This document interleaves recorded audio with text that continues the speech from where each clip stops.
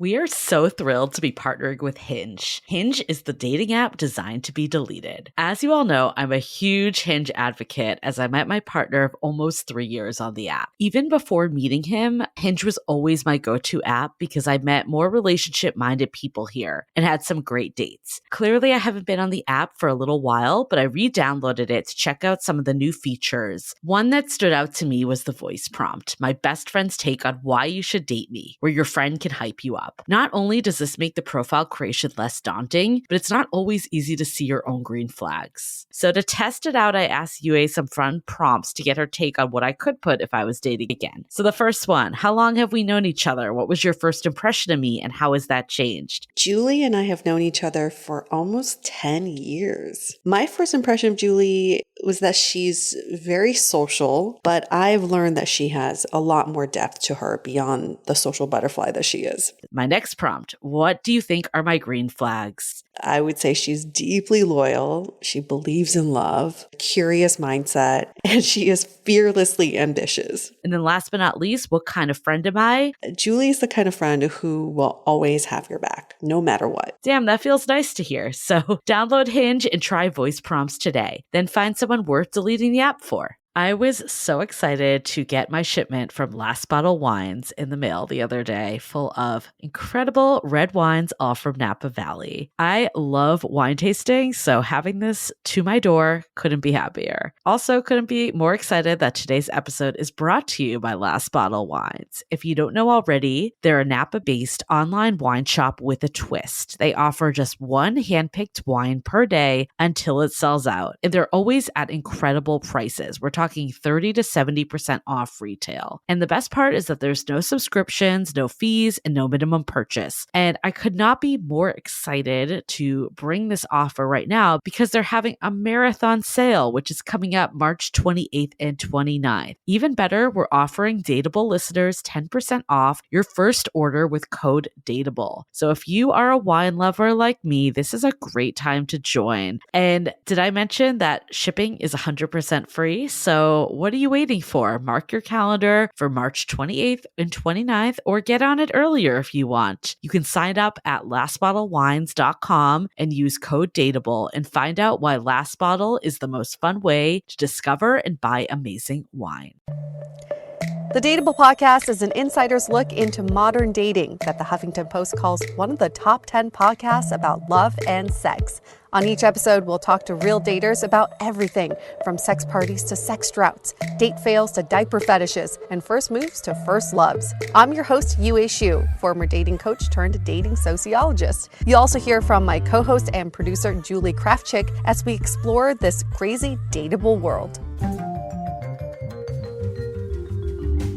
What's up, everyone? Welcome to another episode of Dateable, a show all about modern dating, where Julie Krafchick and I, Yue Xu, are your investigative reporters on why people do the things they do, why they say the things that they say, and how do we deal with it all. Love it. Yeah, because we're in season 13. I cannot believe it's still season 13. So maybe we have some newbies. Maybe we have people that have been with us since season 1. It still shocks me every day that we have been doing this for over 5 years. I wonder if that's how married people feel. They're like, can't believe we've been married for 5 fucking years. You might be my longest relationship I've ever been in. This year, you surpassed my longest relationship. My longest relationship was for 5 years, and this year we're going on 6. So, right, we're going on 6. Yeah, you've surpassed my longest relationship. We are life partners forever.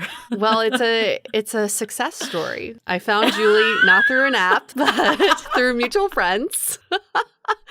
We bonded over wine, and then we created something very beautiful. Well, technically we met through an app, kind of. Not an app, but a service. A social matchmaking service. Yes, that I ran. So it wasn't like you and I signed up for this, but it was a success story. And if that service were still in service today, we could have given them a testimonial. Julie, bring it back. 500 brunches. Let's go.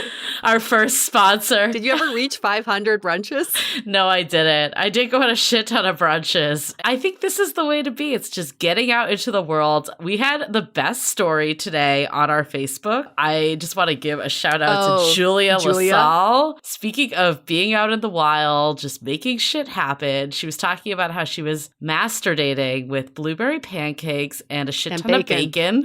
I mean, that sounds like a pretty freaking great master date. And then you're like, how could this day get better? How could this day get better? And then some guys like sees what's going on and was like, hey, that's how this day gets better. And then got her number and texted her right away. I feel like our entire Facebook community is going to be out on master dates this weekend. Yes, with all the pancakes and bacon. Even the vegetarians are like, whatever, whatever. I don't need to eat this. This is how I find my person. I'm in for it. I just got to smell like bacon. That's cool. I don't need to eat it.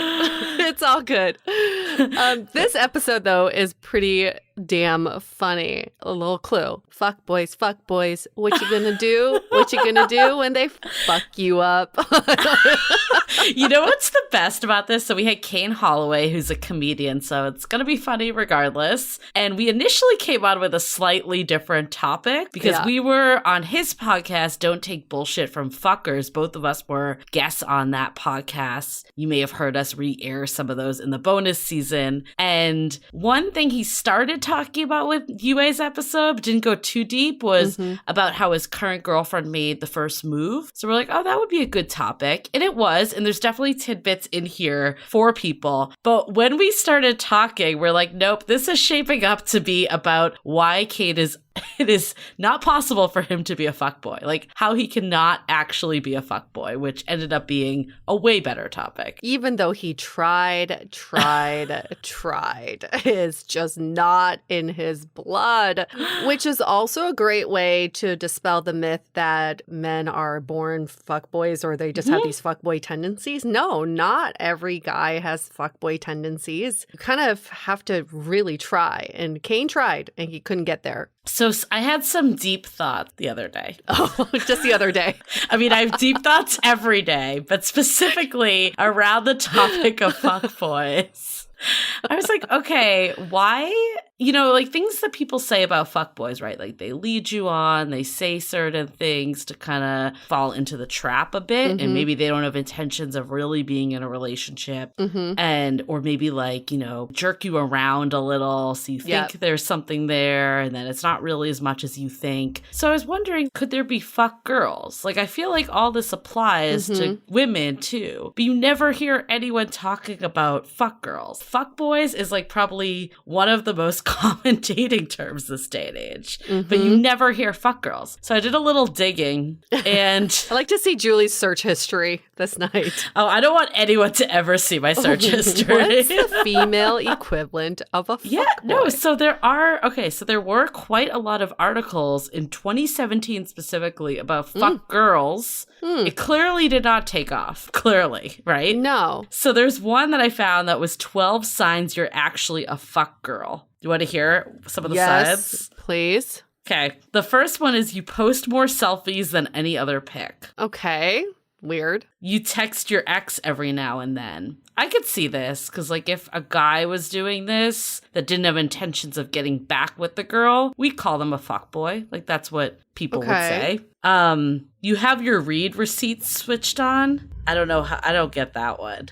Like, who uses read receipts? My mom tried to get me to do that. I'm like, hell no. I never do. I feel like if you were a fuckboy or a fuckgirl, you would want anything but read receipts. Or I guess it's more like you turn it on so the other person knows you read it and you still haven't responded back. Just to be an intentional asshole. That's what it's saying, actually. I'm reading it deeper. The power gets you off, that they know you saw it and you didn't respond. Okay. You don't refer to men by their names. I could kind of see this. Like, remember when we always talked about, like, our phone books being the Tinder family? Yeah, it doesn't make you a fuck girl, though. It just means you're normal, I think.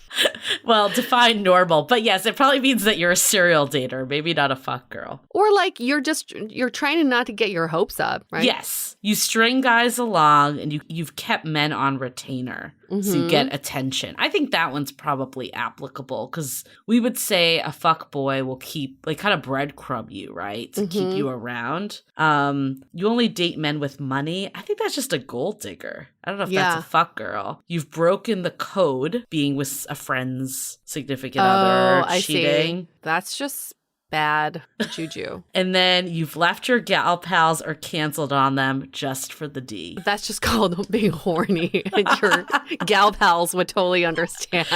But I wonder if we were to like dissect all the stuff that makes, like, I'm sure there's an article like the 12 things that makes you a fuckboy. Would we find reasons to say like that doesn't exist? Or did fuck girls really just not take off because it's not a thing? I feel like the article is flawed by design because what makes someone a fuckboy is not what they do, but what their intentions are. And so by saying like, these are things that you do if you're a fuck girl doesn't really make sense because of what's the intention behind it. Right. I do think what comes with fuckboys, their intention is to play games, string along as many women as possible, and have women be okay with the fact that they're dating a bunch of other women, and they never commit. So if a woman's intentions were that as well, yes, I think that would make her a fuck girl. Yeah, I know. It's so fascinating. I was like thinking about like, have I dated a fuckboy before? Or, like gone on me a too. date? I was thinking that too.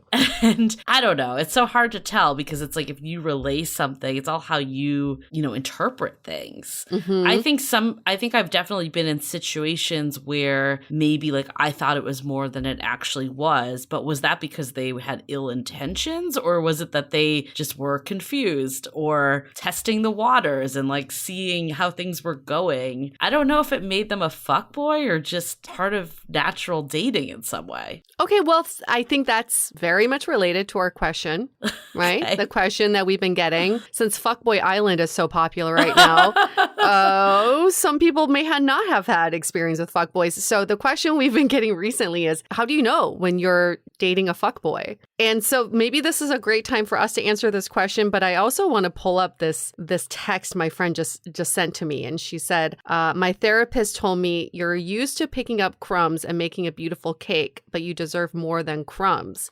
You deserve the whole cake and still intact cake. And I think that's what it is. A fuckboy gives you crumbs, and maybe they're delicious crumbs, but they don't give you the entire cake. And so you're constantly looking to bake a cake out of the crumbs that they give you.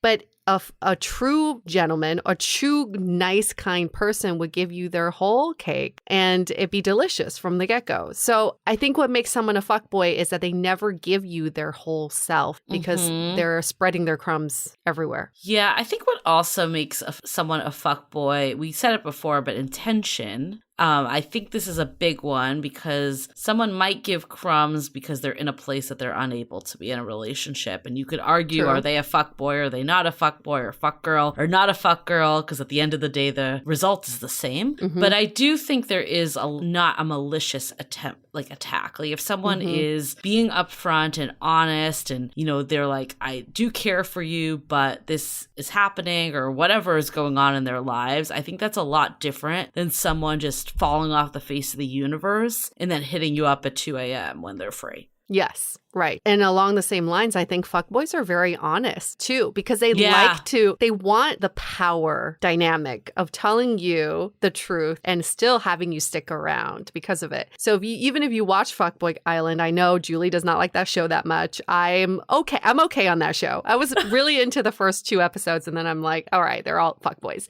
But the men on there are self-proclaimed fuckboys. So if you just ask someone straight up, would you consider yourself a fuckboy? A fuckboy would say, yes, I am. Yeah. Do you still want to date me? Or they tell you, I don't want to be in a relationship. They're super honest, but then they keep pursuing you anyways. I've definitely been in situations like that. At the end of the day, it comes down to yourself. And if you're going to stand for that, like if you really truly are in a good headspace yourself, you're probably going to be like, I don't want that. But I think the honesty in a way, I do think it gives the power dynamic, like you were just saying, but it also kind of like clears someone's conscious of it because they're like, I Yes. told you what I was looking for and you're still going Exactly. along with it. Exactly. So they can't blame, there's no blame on anybody because I told you the truth. I let you know. I think another sign is how they respect you in public. Yeah. If you're out with them and they're hitting on other people in front of you blatantly, or they're, I hate admitting this, but I had someone make out with someone else in front of me, and they said it was because I wasn't giving them enough attention. And Oh I'm like, my gosh. yeah. This was years ago, many years ago, but this did happen. And I think in a way, I think that is a fuckboy, because if someone that isn't a fuckboy would have that conversation in a way that wasn't trying to like mess with you with that. Yep. And there comes this feeling of winning with a fuckboy as well. I definitely dated one in New York because he was all about winning girls over. And when he met me, he was very straight up. I have a girlfriend, but I'm very attracted to you. I really want to spend some time with you. So of course, stroke my ego. I'm like, oh my gosh. Maybe he'll leave his girlfriend for me. That never happens. And then what ended up happening was he would only see me at like 3 a.m. or, 2 p.m. on a weekday and be like, oh, do you want to go get tea? No, we're just fucking, whatever. But I thought that was his way of building a relationship. And this went on for over a year. And he had different girlfriends the entire time. And he would bring them out in front of me. He would bring them out. Here's my girlfriend. I'm like, cool, whatever. I'm trying to be the cool girl in all of this. And then at the end, I was like, oh my God, this is what my self-worth is now for this guy who has quote unquote tea with me on a 2 p.m. on a Monday. Like, fuck this shit. But I let it happen because he never lied to me. He was like, I have a girlfriend. No. I love how we start off like, have we been with fuckboys? And as we're talking, I'm like, all these memories are coming back. And I think both of us, current day, would not. Some of that is growth, right? But I think a big piece of it is in your earlier years, sometimes you think is how people are. Like, I think especially as women, we think like that's how men are trained. I remember I have this one group of friends that never knows any of these like dating terms. And they were like, what is a fuckboy? And I was like, it's basically a player of our generation, but in like Cosmopolitan magazine and like all the bad books we read, I feel like that's what you expected men to be like. A lot of us just accepted those crumbs because we thought that was the dynamics that you were expected to accept. Yep. Remember this guy once, we were, hitting it off and he's like, I'd really like to take you on a date. And I was like, great, I can't wait. And he's like, I don't think my girlfriend would like that though. And I'm like, then why are you bringing it up? Like, why? So sleazy, But it does take, like your friend's therapist said, getting to that point that you're like, I want someone that's like all in and can communicate like an adult and doesn't do weird power dynamics. Who wants that at the end of the day? That's the fuckboy right there. He is not on this mainstream path. He's sort of like only sees you off hours. He makes these very like from left field comments so that it catches you by surprise. And you're like, ooh, he's giving me special attention. Mm-hmm. Maybe he sees something different in me. Maybe I can change him.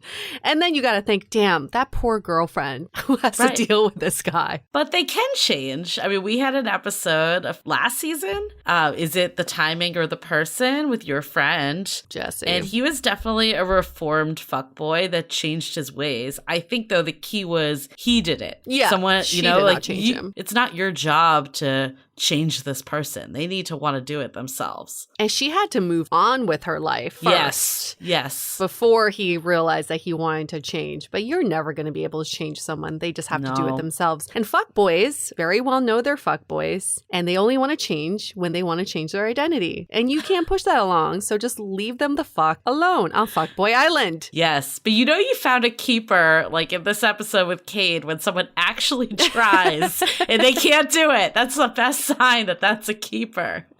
There should be like a fuckboy training camp, and then all the dropouts, we match them up with nice girls. It's like, send this text at 2 a.m. And one guy's like, I just can't do it. That would be amazing. see. Like, you get out of here. You're not cut out to be a fuckboy. That's the next fuckboy island. Are you a fuckboy? That would be the ultimate competition. It's like American Gladiator. This is like American fuckboy. Yeah, anyway, if anybody wants to buy that show, please give us credits. We are commissioning it. We're ready to go. But Yue and I have been hard at work this week. I feel like I think we're a little delirious right now because this has been a killer week for the two of us, but we have something so exciting in store. We're not going to say too much because we'll reveal it when we're ready. But I think it's going to really, I think people are going to love it. And it's going to greatly impact a lot of people that are listening to this podcast on a weekly basis. And it's almost been like we needed these 5 years to get to this point. And we've been working on this for 5 years. And recently we felt like this was the right time to do it. So we've been heads down, really focused on working on this thing that we're about to launch. And let's just say we cracked the code on something. Okay? We cracked the code. We'll leave it at that. This is the bee's knees. If kids still say that these days, like, this is it. If there's one thing to look for this year, this is it. And we can't wait to launch it. But we can't launch it just yet. I just want to bring back the bee's knees also. What does that even mean? What we're launching and the bee's knees. Those are the two things you need to stay aware for in 2021. The bee's knees. You just, whatever that means. Knees. We'll figure it out. Let's get into some announcements, shall we? Yeah, we had a great kickoff to Sounding Board 2.0 the other night. We did our first office hours coffee chat. Still working on the name, but I think you get the point. You basically get to pop in and ask Yue and I any question that you have that's burning, or listen to other people's. This is in a group format. The whole piece of the Sounding Board is to have this supportive community. And I was blown away by the types of questions. They weren't like basic, annoying questions about dating. Like, there were some really meaty ones, but also things that everyone can relate to. Like, there was one that was said that I think everyone in the room was like, yep, been there before. It's like group therapy in a way. And it's okay if you don't want to share. It's okay if you don't want to talk, because you just learn so much by listening to other people share their own experiences. And I'm also impressed by how open and warm and kind everybody was who went to our office hours. So it creates such a safe space for anybody to share or just to listen. Yep. And we are going to be starting up in September more of focused conversations around some just really hot topics that a lot of people are discussing and wondering about. Since we've been doing this now for a while, we're starting to see the trends of the types of things that people want to dive into a little deeper. So we'll be doing that with our fabulous team of hosts that are little dateables in training, and we can't wait to kick that off. So if you want to get into the Sounding Board, we will have one more month at the initial rates, and they will be going up in September, on September 1st. So definitely get in on it now if this is something you've been thinking about. It's a great opportunity, great community. What also warmed my heart when we did the office hours is a lot of the folks were like, I've been in here since day one. Yeah. This has made such an impact for me. So it was really nice to hear. We had a mix of new people and some of the people that have been here from the day we launched. So I thought that was really great to hear. Yes. So get all the information at dateablepodcast.com/sounding board. A lot of you have been joining our Facebook group saying that you keep hearing about the Sounding Board on our podcast. Well, you're not going to stop hearing about it, because this is all we're really going to talk about. We truly believe in this idea of community and a curated, smaller, intimate community. So check it out. I mean, if you're just curious, check it out for one event or one happy hour, and let us know your feedback too. And speaking of feedback, you can always give us feedback through Instagram. Follow us at Dateable Podcast. We're also on Twitter. We're not as active there, but same handle. And we're also on YouTube. These videos that Julie and I do that we put on makeup for, might as well just pop into YouTube, watch 2 seconds and be like, okay, that's what they look like.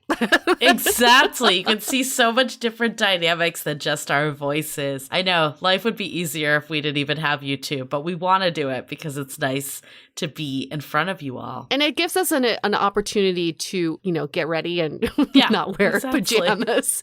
And you get to see our recording environment. Yeah. Life could be kind of weird if we were just never seeing anyone and we were just constantly, just our voices were out there. Like we could be wearing anything at any time. People can imagine anything they want. Maybe keep it better that way, just imagine whatever you want that we're wearing, like onesies. Yeah. Or bunny suits, whatever. So we record it every week. Onesies, because it's not hot enough.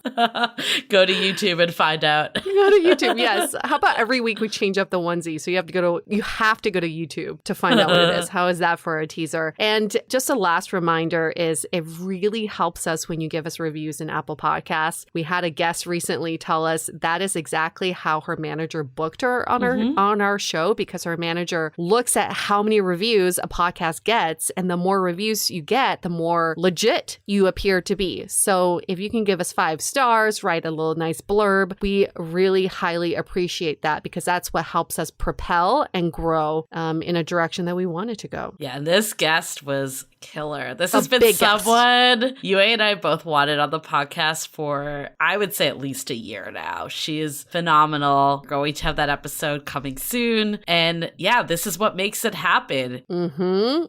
Apple Podcast, 5 stars, give a little blurb, and we will send you all the kissies. Please.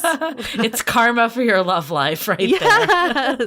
Yes. Do you feel that through your headphones right now? Just all the karma and the kissy is coming your way. All the kisses. Okay, let's dive into our sponsors this week. This episode is sponsored by Via. We all know there are things that can help set the mood in the bedroom, but did you know a little THC could also do that? Yes, Via has developed a unique blend of pleasure-enhancing cannabinoids, libido-strengthening herbs, and a low dose of THC all into one mind-blowing gummy called High Love. This gummy, wow, it will awaken your senses, increase blood flow, and intensify any sexual experience. I've been pleasantly surprised by the High Love gummies because it is just the right amount of THC for me to have a good time without feeling sleepy. And hey, if THC is not your thing, Via also offers a wide array of other gummies without it. And everything legally ships in 50 states with discreet packaging directly to your door. So if you're over 21, you can get 15% off and a free pack of award-winning Dreams THC plus CBN sleep gummies with our exclusive code DATEABLE at viahemp.com. That's VIIAHEMP.com. Let the gummies work their magic. Head to viahemp.com and use the code DATEABLE to receive 15% off and one free sample of their Sleepy Dream gummies. That's viahemp.com and use the code DATEABLE at checkout. Take your passion and pleasure to a whole new level with High Love from Via Hemp. This episode is made possible by Badlands Pets. As you all know, Mojo, my precious baby, is the reason why I found love in the first place. He made me feel love again. So I would do anything to ensure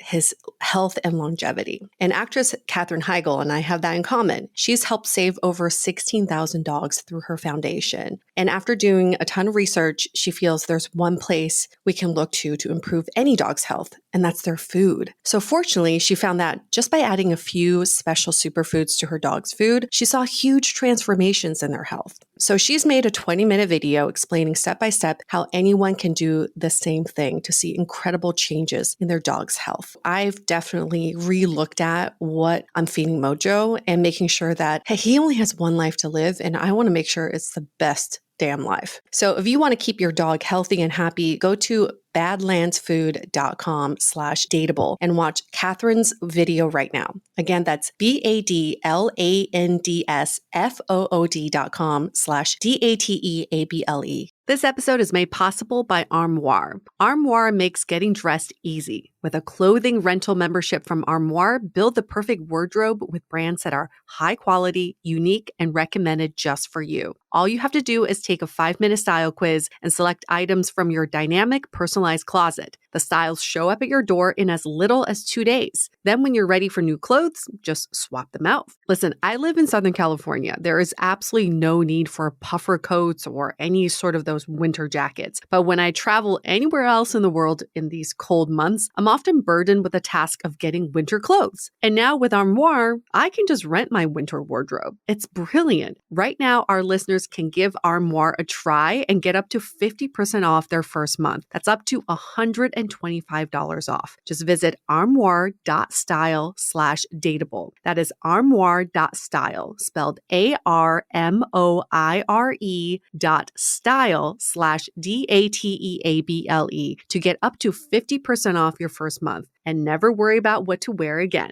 Try Armoire today. This episode is made possible by Lugs. Amidst the golden age of the 90s, Lugs found its footing as a leader within the footwear and fashion space. Priding itself on quality materials and supreme comfort, the brand never wavered with the passing of trends. Whether you remember the brand's early appeal within the hip-hop culture or the countless celebrity endorsements, one thing remains the same: Lugs' distinctive style. Julie and I both have a few different styles of Lugs shoes, ranging from their iconic boots to their canvas sneakers. Even though they're so different in style, one thing remains the same: they're all so comfortable and light. I love my flirt high zip boots that I can wear with cute summer dresses, and my canvas sneakers go so perfectly with my jeans and t-shirts. Fun, comfortable, everyday wear, realistically priced and affordable. So go treat yourself. You can never have too many pairs of Lugs. Exclusively for our beautiful listeners, get 30% off full price items now by going to lugs.com and entering the code DATEABLE. Again, that's LUGZ.com and entering the code DATEABLE for 30% off full price items. Okay, so let's hear it from Kane about how to fail at being a fuckboy.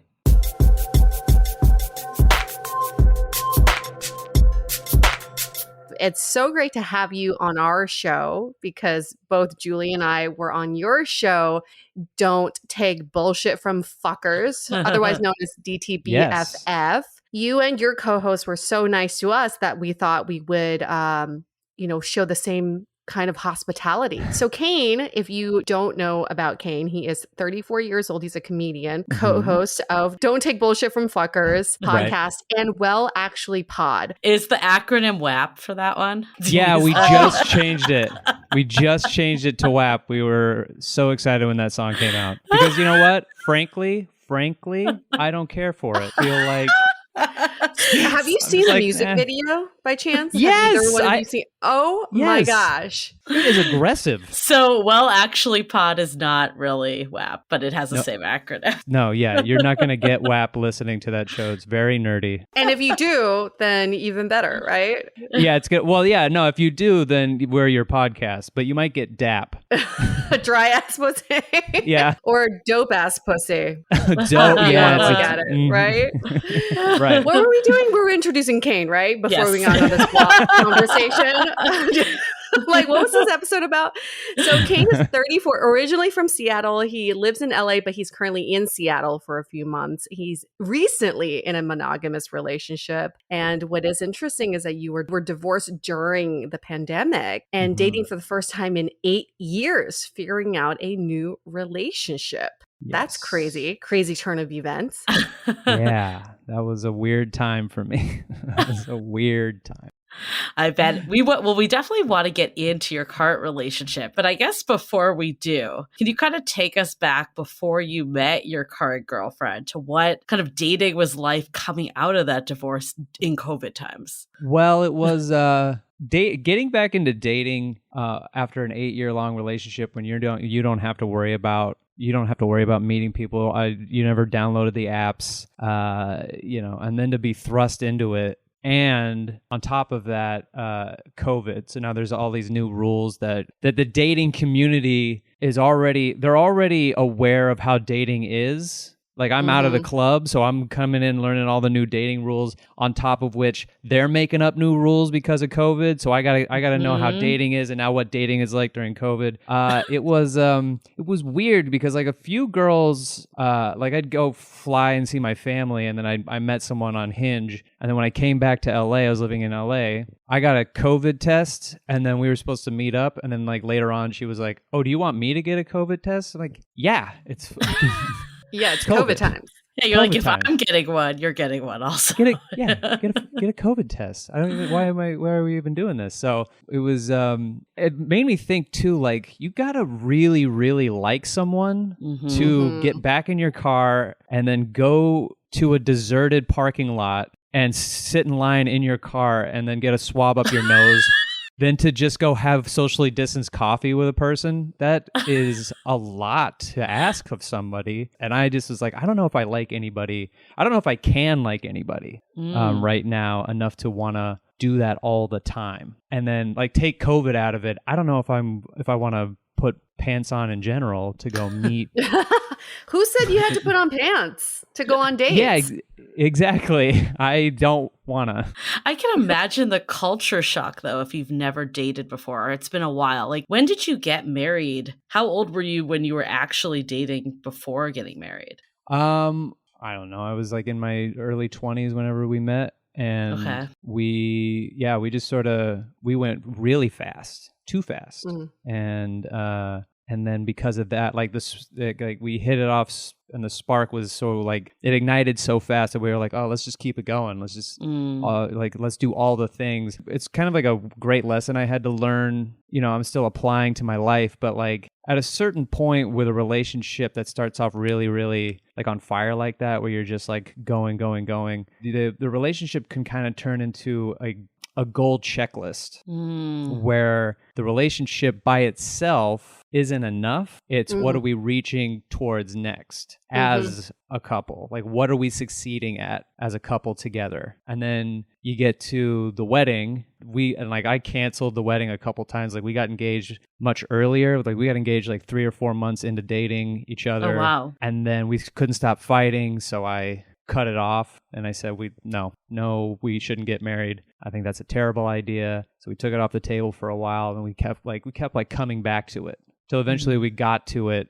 We didn't have that conversation again when we really should have, when it was like, I think we as a couple just have grown apart and the wedding isn't the saving grace. And that's sort of what the wedding kind of was. Like, you don't really think of it in that term. I mean, at least you try not to. You just kind of hope like, this is okay. Yeah, we're making the right decision. But we just didn't have that conversation of like, hey, I think we've just grown apart.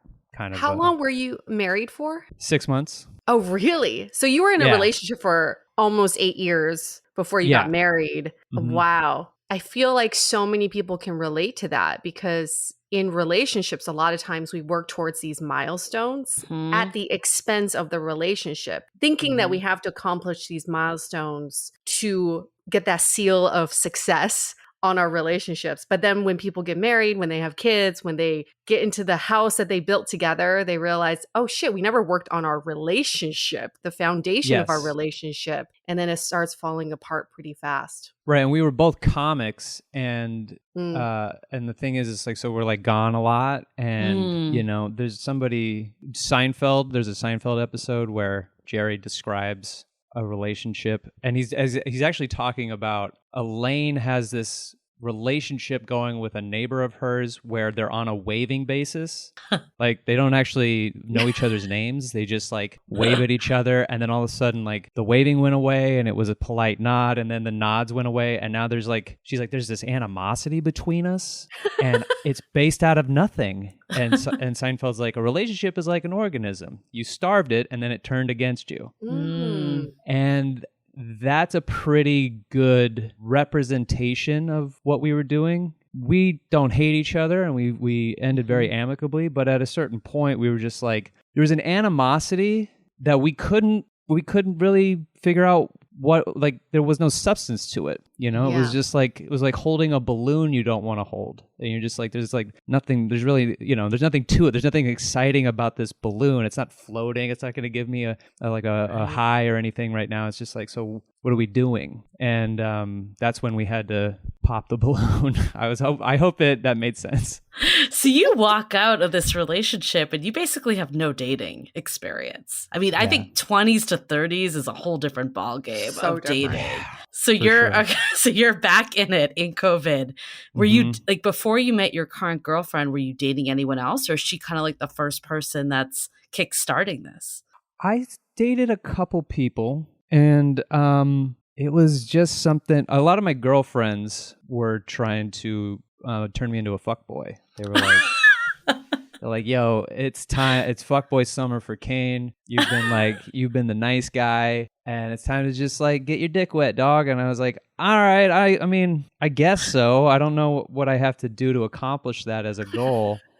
And they're like, "Don't get attached," and I'm like, "All right." But then I go on these dates and I start asking them all these personal questions, and they're like very open to tell me everything about their life, and I'm like, "Oh fuck," like all of a sudden I'm like, they're not the piece of meat they're supposed to be. They're a person, and I can't just fucking dump a person, And I just realized like I just don't have that in me. I slept with a woman, and then after she left, I was like, I have no emotional attachment to her. And then I was like, I think I got to end it. And I'd never felt that before. Like I'd never ever felt, it's not that I haven't felt that before. I just haven't felt it in such a long time to just be like, oh, I don't want to see you again. And now I feel awful. And I gotta go return. She gave me Harry Potter. I've never read any of the books. I was like, I had to go give her book back, like we were in middle school. And I was like, as I'm breaking up with her, she's like, "We're not together." And I'm like, "I know that, but I don't know what to say I don't want to continue this." And so I basically say we should just not see each other. And she's like, "Yeah, that's fine." She's like the fuck girl of this situation. Yeah. She's like, what's your name name again? Tuesday, yeah. Yeah. Who are you? Oh, she's like, "I have 10 of those books. You can keep it. Give it to every guy I sleep with. Consolation prize. You're welcome." Peace. I'm like, "Where's the bathroom?" She's like, "It's on the left." And I go right, and there's just like, I open a closet to all the Harry Potters. How come you only have Sorcerer's Stone in here? And she's got pictures of all your headshots, like you're one of them. She's like with a check mark next to it. Done that one. She's like Dexter. But for fuck girling. Just like a little vial of my semen inside the book as a bookmark. I just love it though. You're like, this is gonna break her heart. She's like, I don't care. I really don't care. I think it's interesting that it was your girlfriends that want to turn you into a fuckboy. It just shows how toxic masculinity bleeds into so many other areas of society. Because I've done the same for my guy friends. Oh, you're going through a divorce, you're going through a breakup. Go fuck some women, you'll feel better. Back out there. It doesn't make you feel any better. And I think it's good to know that you're not innately a fuckboy. You actually have to try to be a fuckboy. Yeah. You would not survive on Fuckboy Island. I don't know. They'd know right away I wasn't a fuckboy. They'd know immediately. I just like, I engage and then I feel really terrible because I'm like, these feelings aren't like, when someone likes you more than you like them, like you can just feel it inherently. And I just kept feeling that feeling of like, this is not going to be reciprocated at all. And like I was fooling around with a girl trying to like, okay, all right, let's see if we can just like have meaningless sex. And I even told her, I was like, I'm getting out of a thing and I'm not really looking for anything like too crazy or serious or whatever. And she was like, yeah. And then we started fooling around. And then I was like, I can't.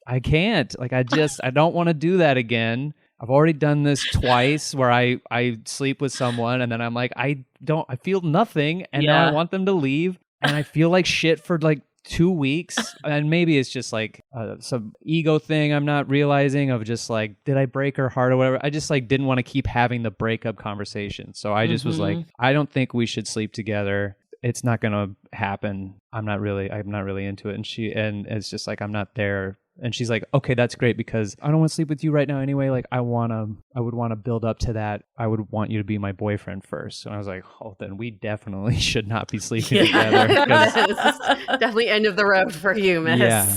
So UA knows how much I love timelines to like pull the story together. Like how many months after the divorce is this like fake fuckboy stage of yours? It was 3 months afterwards, I was like on a walk with one of my friends, and she was like in a new relationship, and like, you know, they were COVID forced to be inside together, and she was like, yeah, like we got our own like struggles, and I think right now you just need to go out there and just have a ton of meaningless sex and stuff. I think that'll be good for you, and it'll help like boost up your ego, broken heart, that kind of thing. And I was like, all right, I guess so. And then she's like, send me pics, let me look at your bio, let me look at pictures of you. I'll sign off on the pictures that you. So I'm like sending her pictures of me like with my niece drawing and shit, and she goes, "No, dum dum, you're trying to attract sluts. You're not trying to you're trying to wipe somebody up. Yeah. So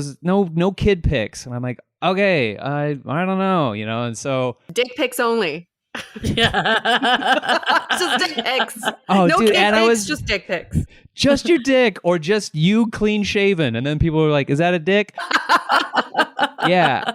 And a couple of my girlfriends, and they all like know each other, so they're all talking about me, and then they're together refining my Tinder and Bumble and Hinge profiles, and then they send it back. All these pictures. This is your profile picture. These are your next few pictures. This is the fucking tagline you should say. Here's what should be in your bio. All right, go out and get laid. And then I was like, okay. And just like everyone says, it was awful to sit and try and talk with anybody you matched with. And if you had a connection with somebody, it truly didn't matter if I was like, look, I'm not looking for anything serious. It felt like, hey, I'll change his mind. Yeah. And I was like, I'm kind of not budging on this. I can't be in another relationship this soon. And then it would explode. Or not explode, it would just end. This is so profound to me just because it says a lot about modern dating. Because you spent 8 years of your life trying to attach yourself to someone in a relationship, when most daters who are single spend most of their single life trying to detach themselves from people they date. They don't want to be invested in, with their feelings. They don't want to be the first one to say, I want to be in a relationship with you. So there's that, it makes sense why you were feeling this way and why you felt like you couldn't be participating in this sort of like detachment, because it's just so not who you are. Yeah, I kept running into really cool girls. Like one girl, we liked and disliked every movie. We had the same ideas across the board about movies, and like I love watching them and talking about them, and we'd spend hours talking about movies and shit. And I'm like, she's really cool and she's really pretty, and I bet she'd be a dope girlfriend. But I cannot do this. I just can't do it. I can't be this girl's boyfriend. It's not, I can't do it. And then that just kind of kept happening where like I went on a date with a girl who I got ghosted. That was funny. You have to do it at least once in modern dating, right? Yeah. It's initiation. Oh, it was so funny to get ghosted. I also because I'm always like aware of if I'm in someone's space and if someone's touching me, I'm just very used to being like, oh, I'm sorry. So I'm like, I'm on this date with this girl, and under the table she keeps putting her foot on my shin and giving you the footsie, giving me a footsie under the table, and I kept being like, oh, excuse me, and moving my shin away. I had to she went to the bathroom, and then I kept replaying all those moments, and I'm like, you are so dumb. You're like, I am missing all the sides. Let's take a quick break from this hilarious conversation to hear a few messages. Okay, so you did get a taste of modern dating. Like, how long was this period that you were kind of cycling through people dating, but not really like looking for anything? That was maybe 2 or 3 months also, where it was just like, let me see off and on. I'd look at one of the apps and then see if I had a message and if it was worth getting into. And my thing is like, I don't want to sit for too long talking or waiting for your response. And I know that that's a tactic people use where they'll respond to you and then it'll be days later. And I'm just like, I don't know you or care if you spend 3 days not talking to me. The thing pops up. There's nobody beautiful enough to deal with that shit. I realize, like, you are not hot enough to keep me fucking on the line. I don't know you. Like, and then I get to know women, and then I'm like, oh, they would be cool, and I don't feel it in my heart. So you could keep me on the line and try and push me off to the side. It's some guy that's gonna be like, oh, I have the type of charm where I don't need to talk to him for a few days. No, you don't. No, you do not. Although I don't want to burst your bubble. It may be a tactic, but it also could just be a byproduct of dating apps, because I definitely have just not checked my app for like 3 days at a time. Sure. Absolutely. Yeah. And but like one of the girls I was talking to, it's like we were getting closer and closer to making plans. Okay. And I would put out a like, yo, you want to go grab dinner or something? And like we could go here. I'd give her options, and then nothing. And we were just texting each other, and then a couple days would go by, and then it's like, oh, hey, I had this thing anyway. Yeah, dinner sounds great. And I'm like, dinner came and went. Yeah. Sorry. Okay, so she was playing that game. Once it goes to text, it's that game. Yeah. You're like, dinner plans are over. Yeah. I don't need this. I don't need this shit. And then I was also sort of surprised at the bare minimum. I found out the bare minimum is an impressive feat in dating. I was supposed to have a FaceTime with a girl, and then plans changed, and I was like, oh, I have like a different thing going on, but I would love to talk to you after the fact if you can't do later tonight, tomorrow. And then she texts me and she's like, WAP. She's like, wow. Yeah, full WAP. Full WAP. She's like, wow, you're not like LA guys at all. This whole like diatribe about how like she's impressed by my candor. And I'm like, that's basic human decency. Basic shit. You're like, I rescheduled a time for you. Yeah, I was like, what the fuck is happening? Yeah. What is happening in the world? I wasn't like her date to a wedding. I was it was just a FaceTime. You know what though? I feel like sometimes women are like kind of told to say stuff like that, but I hear how it's coming off just kind of like, wow, right? You must be treated pretty fucking bad if that's what you are doing. When you're so jaded so much. And I think our listeners must be laughing because they've heard us talk about this film idea we've had where an alien comes down to Earth to date and to uncover all the ridiculous things that happens in modern dating. You are literally our alien right now, because you're like, what the fuck is wrong with people? This is just common sense. It was such a weird experience to be like, this is what you do to just be a polite person. It's what you learn very early in your life. Just how to treat people.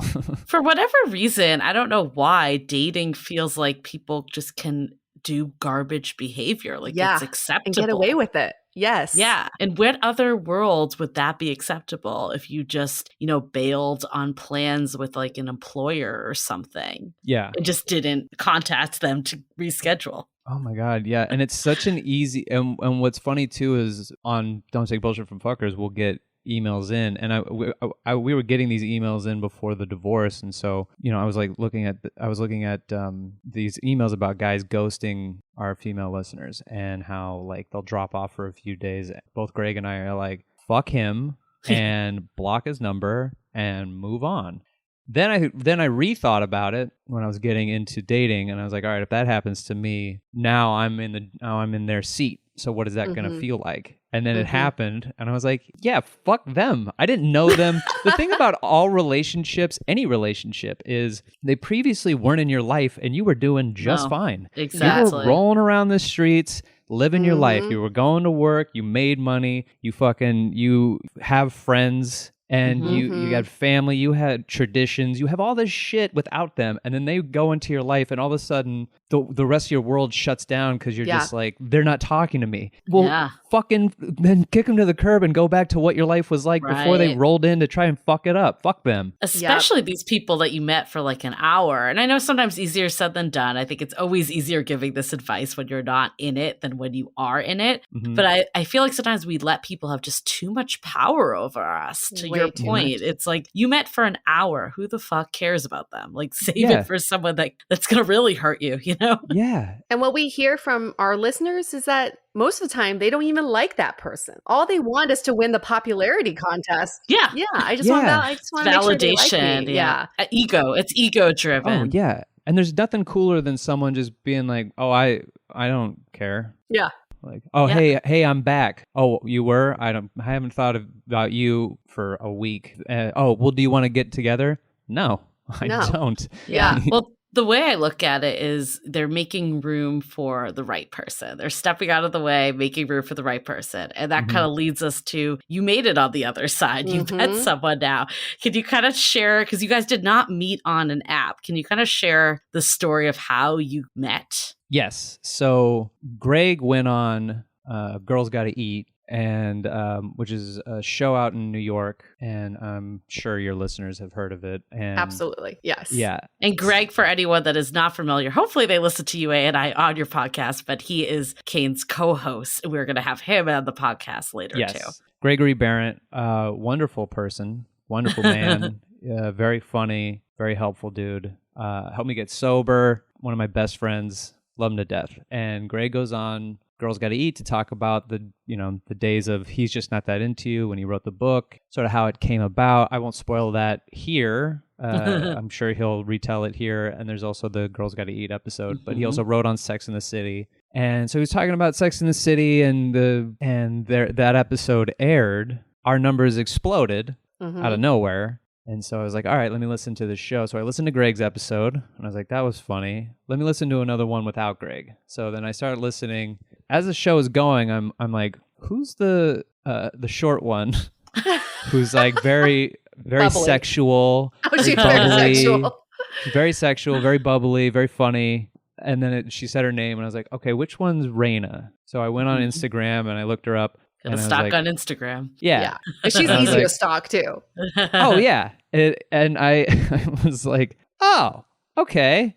She's hot. And she's funny, and she's got a great laugh, and she's got a great voice. Cool. I think I have a crush on this girl, and that'll be something I put on the shelf, and that just sits on the shelf, and that never materializes ever. And then it was like a couple months later, Greg was like, I hit up Raina, she's coming on the show, and then we'll get Ashley afterwards. And I was like, oh, no. Oh, crush. Oh, no. I don't want this to happen. You didn't want it to happen? No, I didn't want Raina to come on because I knew I'd get nervous. Oh. And I knew I'd be like, I wouldn't be funny or charming, or it's my show, and I'm like, I'm gonna bomb on this episode. I can feel it. Wow, pressure. Yeah, and if you listen to that episode that Raina comes on, Pat told me after the fact, like a couple weeks later, he's like, dude, I had to cut so much shit. Pat's the producer. Yeah, for Pat, yeah. My producer, he's like, I had to cut you just babbling. Nervous talk. Yeah, I just love it. Nervous chatter. He's like, what was wrong with you? And I'm like, I don't know, man. I don't know. Just having an off day. Don't talk to me. So on that episode, I started asking her questions because once I announced that I was single, and our female listener base grew, I started to get DMs on my Instagram, and I didn't know how to deal with that. And I just one girl sent me a picture of her ass, and I was like, right on. And I sent her the right on. Good thumbs for up you. emoji.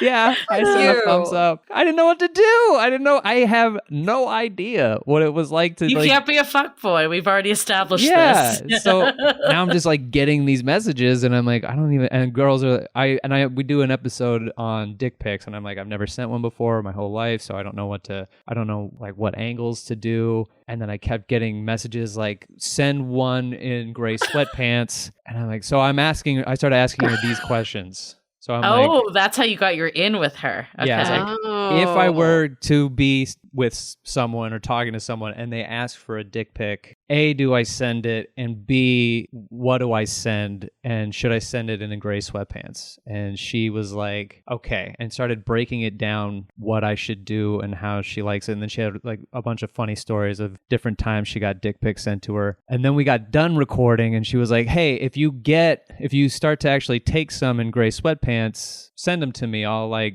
verify that these are good. Yeah. I'll let you know if they're good. Yeah. She has like her wall, the Dexter wall. She also has a Harry Potter closet. That's a savage move right there. Yeah. Right there. Yeah, it was Send pretty me your baller. dick pics. I'll let you know how they are. Send me your Yeah. dick pics.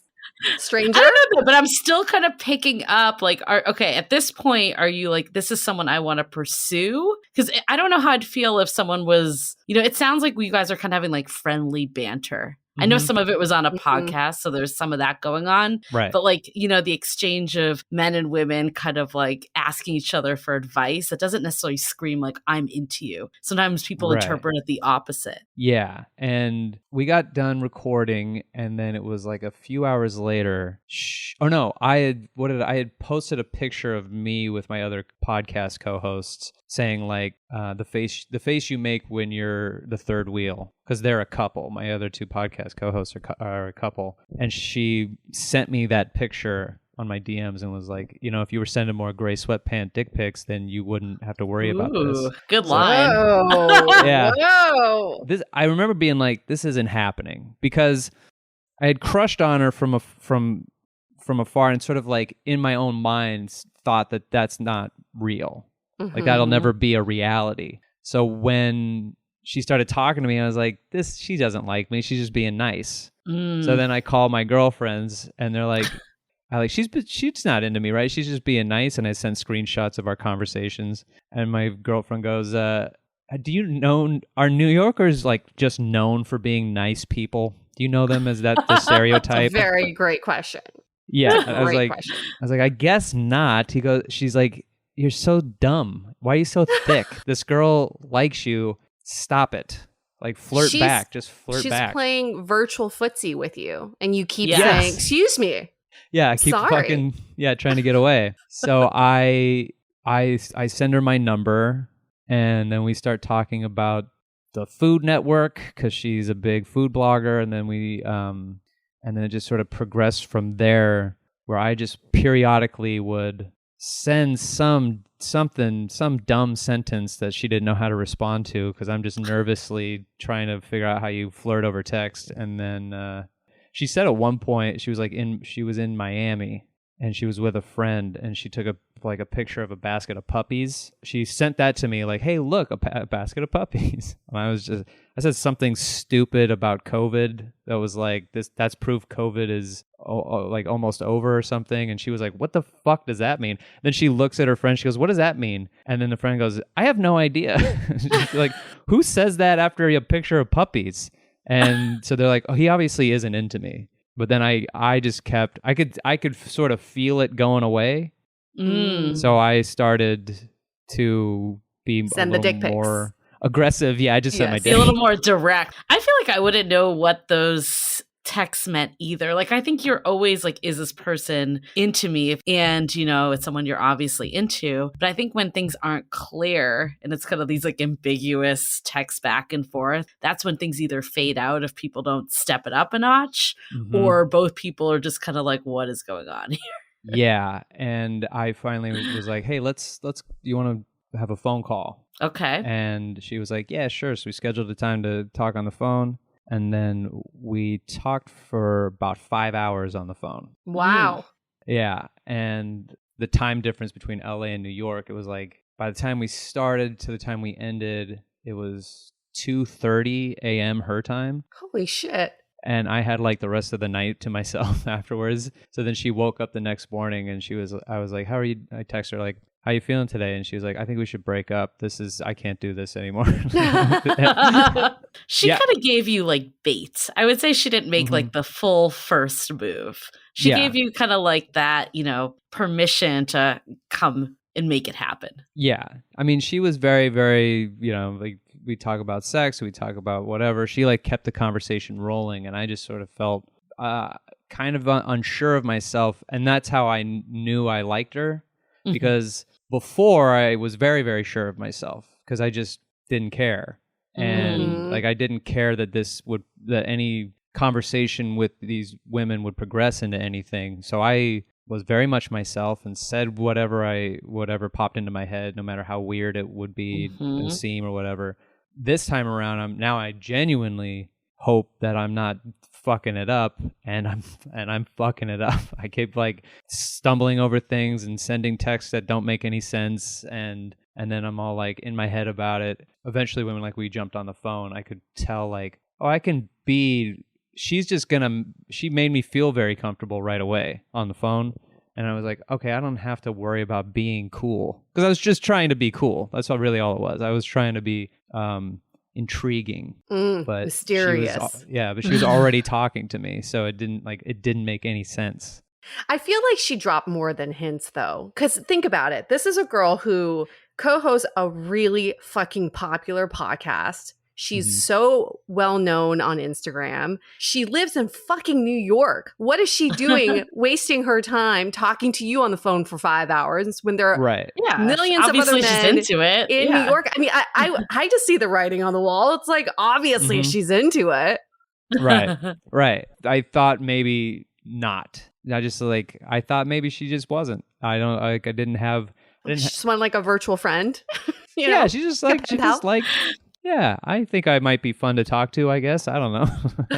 So how did it like progress into more that you both were kind of like, this isn't just us shooting the shit on the phone? Raina and Ashley were going to Miami to do the improv.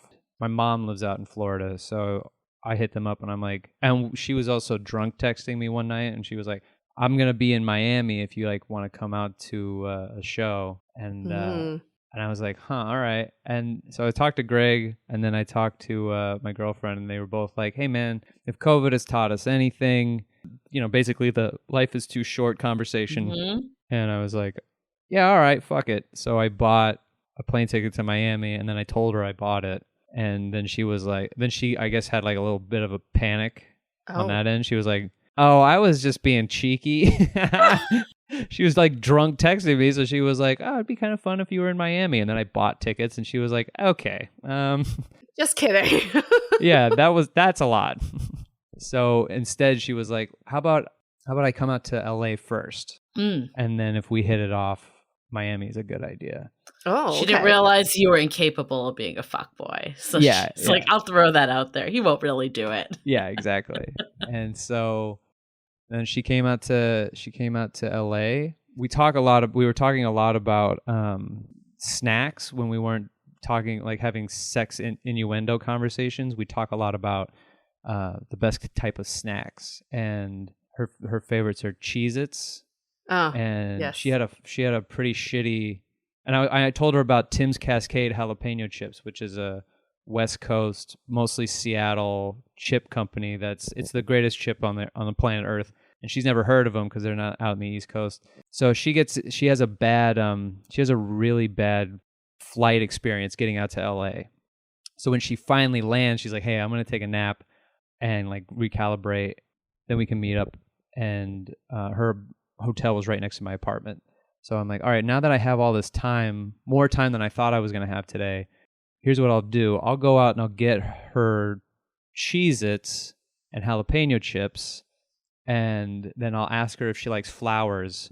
And rather than give her flowers, I'll give her these snacks. Cute. Sort of like a cute, funny thing. And then I see her. She opens the door, and I'm flustered and nervous. I was nervous before I went out there. Then I see her, and I'm like, oh fuck, it's even worse. But I have this bag behind me. And I go, hey, do you like flowers? And she goes, you didn't buy me flowers. And I was like, no, I didn't. I bought you Cheez-Its and jalapeno chips. And she was like, thank God. Oh my God. I was actually very worried that you, being like a good person, were probably going to get me flowers.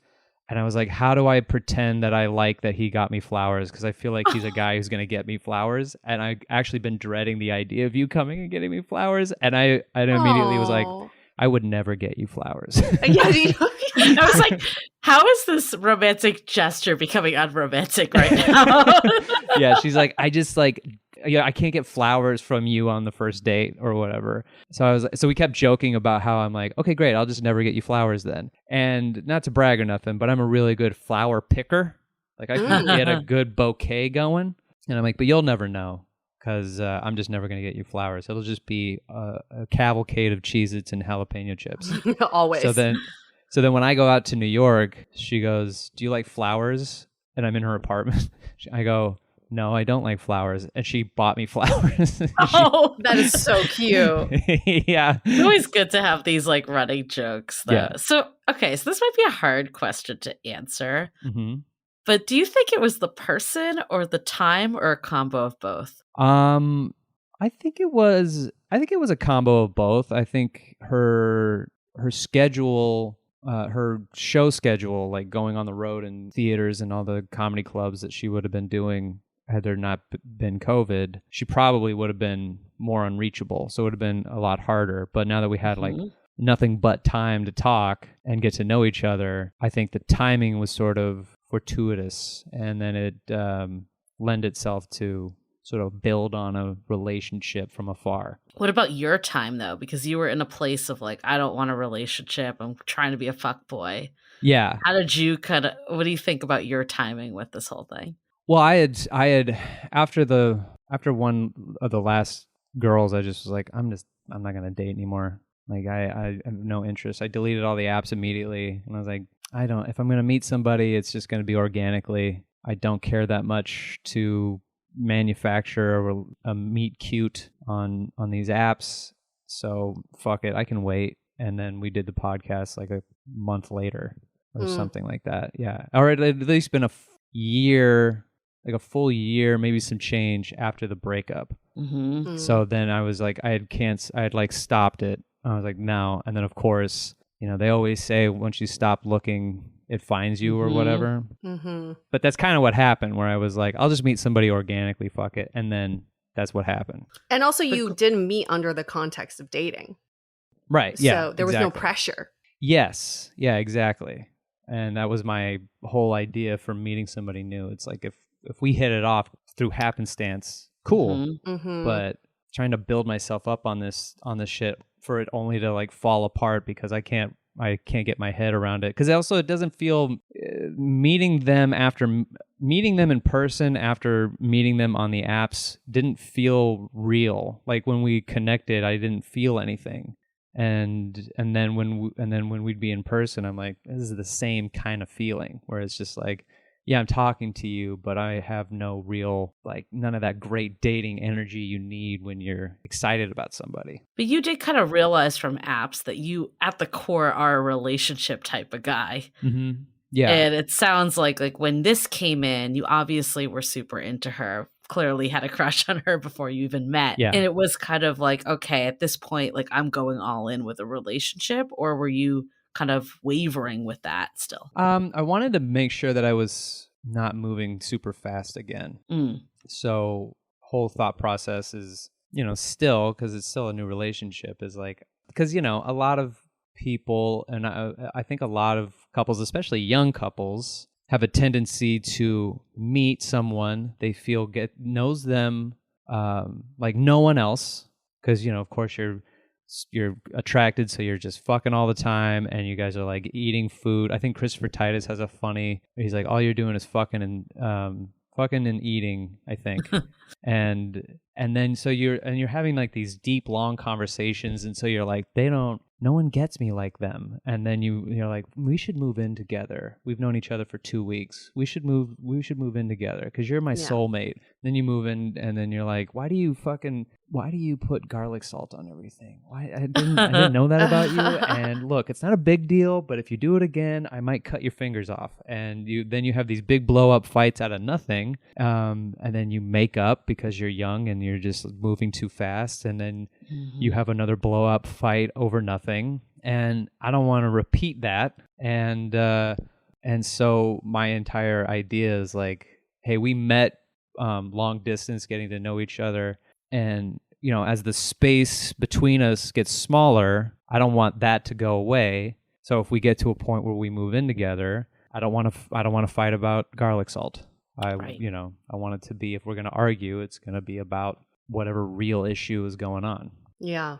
And I kind of want to bring this back to this idea of making the first move, because even on when I was on your show, that listener had a question about, as a woman, should I make a first move? And I think that so many women think about that because we think that if we do make the first move, it's a power dynamic that now the man has all the power, or that it sets it up where the woman has to make all the moves now in the relationship. What would you say to all the women out there who are debating whether they should make the first move or not? You really have nothing to lose. Because like I said before, your life is what your life is without them in it.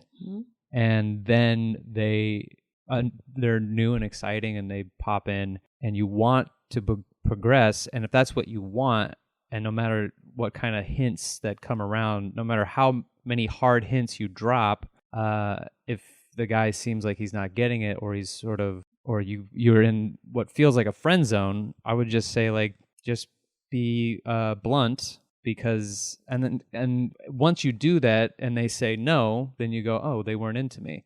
And if they say yes, then great, because not every guy is going to make the first move. They might be like me, really, really into you, but also like a little unsure of themselves. Right. Like, are they into me? And I'm, I got clueless. I'm clueless. I'm a little clueless. I am a little clueless. With dating. I mean, you. I think that is a good point, though. It's like you don't ever know what the other person's experience is. This was your first kind of like back into dating as an adult, and like you didn't have all that experience to read every last signal and to make all that. So I think someone that's not making the moves could potentially miss out on someone really great that might just be like a little, not as polished, I guess, as other people, which usually ends up being the boyfriends, not the fuckboys. Right. Yeah. I don't know a lot of fuckboys. I know most of my friends who are dating. They just they want a relationship, and it doesn't seem to work out, or they're looking for something.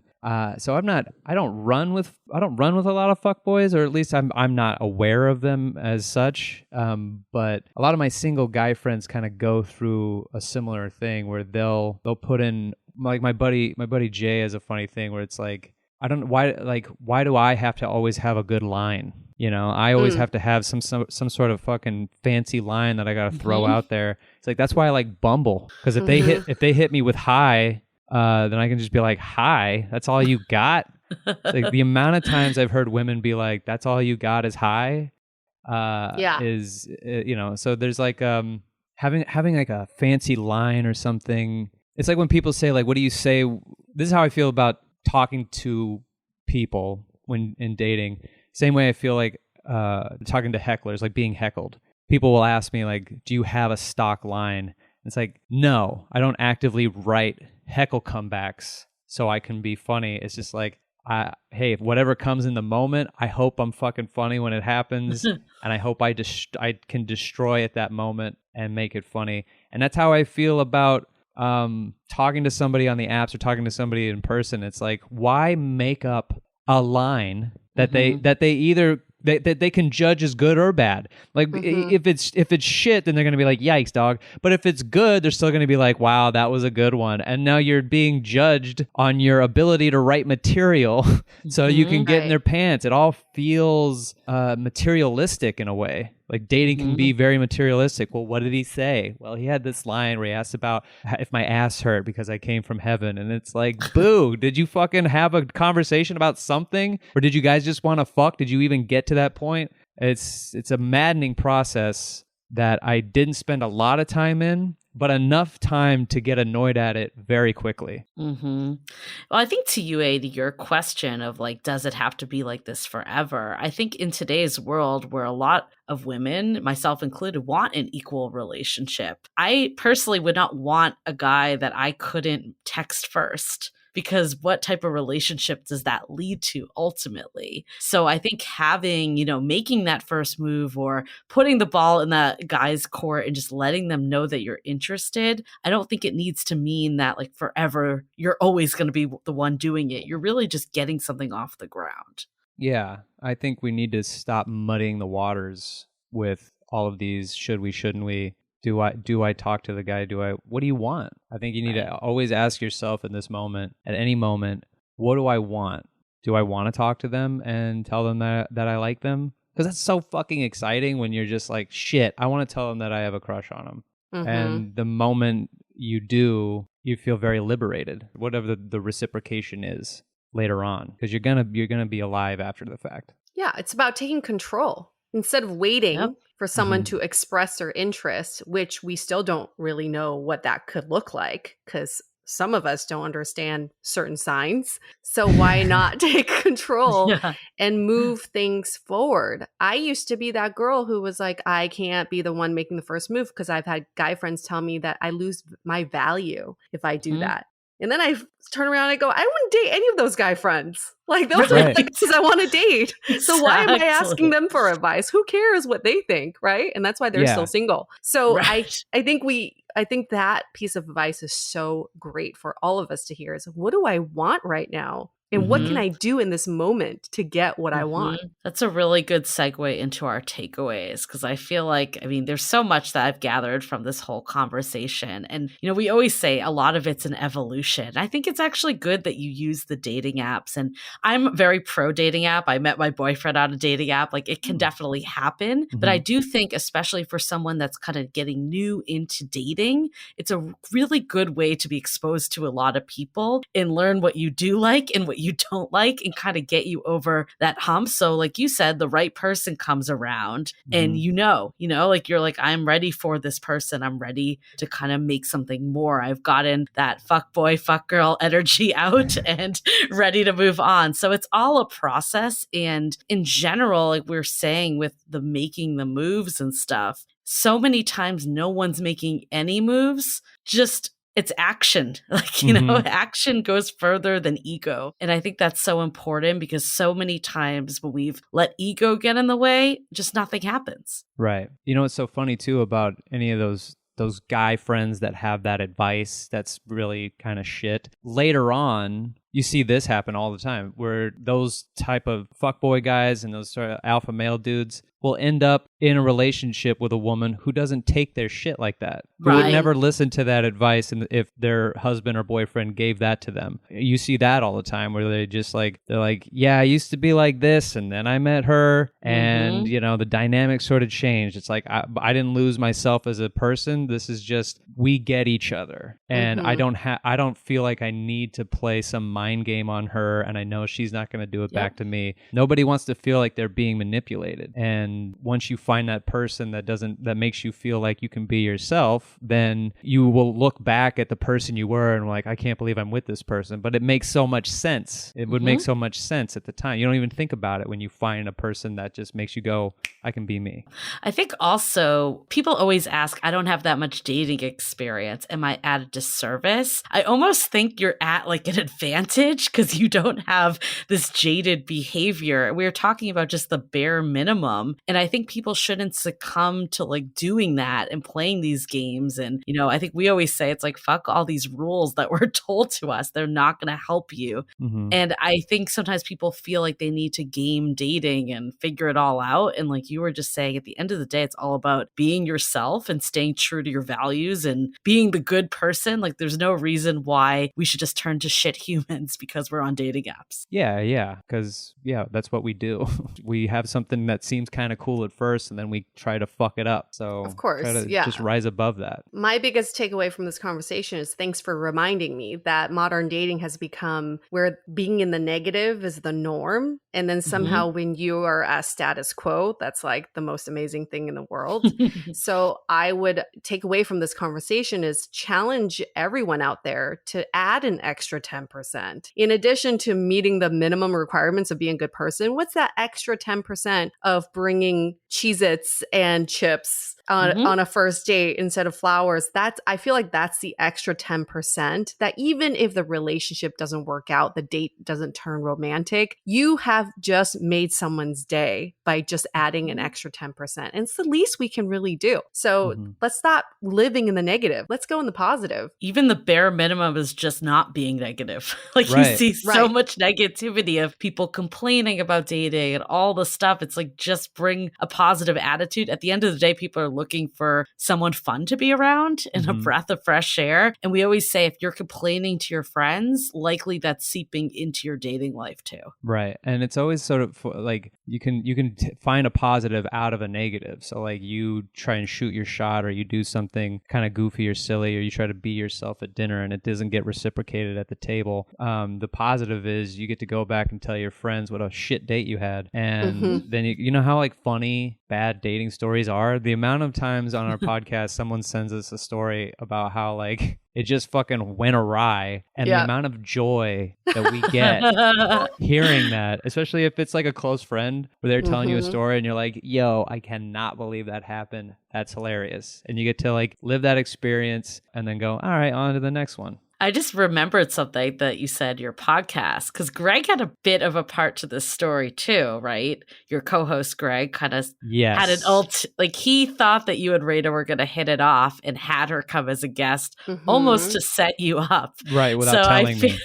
I feel like a takeaway too is to, have your friends back. So it sounds like you've had a group of friends throughout this whole process. Some maybe giving better advice than others, maybe some questionable fuckboy advice in there. Right. But I think at the end of the day, that is how people can get through this period too, is having friends that are looking out with them, whether that's someone to vent with so the negative energy doesn't come out on dates, or having someone that's like, that person's going to be amazing for you. I'm going to kind of slyly make it happen. Yeah. And all those girls too that tried to turn me into a fuckboy were the same girls that were like, this girl's into you, talk to her. Yeah. And like, they gave you the confidence. Yeah. Yeah. They're just trying to help good advice or bad advice, and your friends know you in a way you don't know yourself. And you can never fully really know you, and they can never really fully know you, but they know you in their outside view of you and your actions you're not aware of. They see that shit. So then in their mind they go, ooh,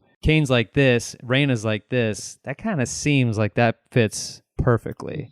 And you just be in your head running around on all of the, I don't know. Trust me, just shoot your shot and see what happens. Yeah, they probably knew when they were suggesting you to be a fuckboy that you just weren't ready then too. So they probably were looking out for you then, even though it might sound funny when we talk about it. But it was probably coming from a good place too. But a PSA to those friends, because I've definitely been one of those friends, is that any given time when you are giving your friends advice, we have the opportunity to give them advice to turn them into good people, or to steer them in a direction of good instead of bad. So if you truly believe that your friend is going through heartbreak or going through something and you want them to get out of this place, maybe encourage them to go to a retreat or go read this book or listen to this podcast versus go fuck as many women as you want, right? So I think we can all take that responsibility. Right. Roadkill, as UA calls it. We don't want roadkill along the way. The women that gave you that advice, they sure as hell don't want to be the roadkill of the fuckboys whose girlfriends gave them that advice, right? That's true. Yeah. Like if I walked up to them and tried to just hump and dump, they'd be fucking so mad at me. So mad. They'd be so mad at me. But they gave me that advice anyway. Right. It's very funny. We're conditioned to think that way. And we're conditioned to tell men that. You heard this from kids, men who reminisce about the times when they were kids and their aunts would come over and be like, how many girlfriends do you have? And that's like a thing. It's like, oh, you're so cute because you have like 5 girlfriends. Because we condition that in a society. society. And I think we can take responsibility to end that cycle. Yeah. Fuck the fuck boys. That's how the fuck boys are created, from little ants. From ants. Yeah. No, from their ants when they're little. That's what I meant to say. Not little ants. Oh, from their ants. Yes, they're ants. Oh, ants are very, very they push that. They do definitely push that narrative. Like, oh my God, he's gonna have so many girlfriends. So many Look girlfriends. how cute he is. He's gonna be He's adorable. trouble. You know? Oh my God, Yeah. he's a little heartbreaker. He's gonna ruin her life and her life and her life. And then the girls later on is like, fuck, he did ruin my life. He ruined you, my ants. fucking life. What do you know, Aunt? Way to go, Aunt Becky, you fucking asshole. Yeah. Aunt Becky. I lost half my shit. I married your stupid ass nephew who broke my goddamn heart. I told you he's a little heartbreaker, isn't he? Isn't he a little right? heartbreaker? He's 35 and he took all my shit and my dog. Please do a bit on this. Fucked up ants. How my aunt fucked me up for life. Toxic ants. We're giving you material. So, Kate, let our audience know where they can find you and your podcasts. You can find if you go on iTunes or anywhere, you look up just DTBFF, which stands for Don't Take Bullshit from Fuckers, or DTBFF Podcast, which you can follow on Instagram, and you could follow me at Kane Holloway on Instagram, and you can go to kaneholloway.com. I have show dates up there for upcoming shows, and that's pretty much. Oh, I have a special and an album out. One's on Spotify and one's on my YouTube channel, and you can check out those. I think they're both for free on those platforms. Thank you so much, Kane, for being on our show. Thanks for having us on your show. Thank you for showing us not all men are capable of being fuckboys.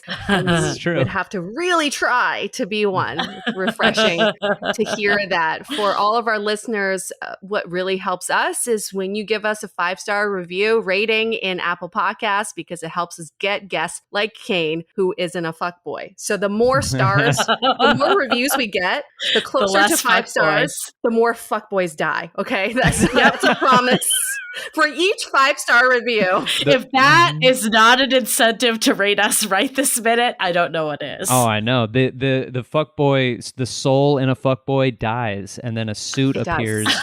And a little bow tie gets clipped onto their throat, and then they go and they try to live a respectful life. Every Apple Podcast rating at a time. Yes. Yeah, a lot of gym memberships just died right now.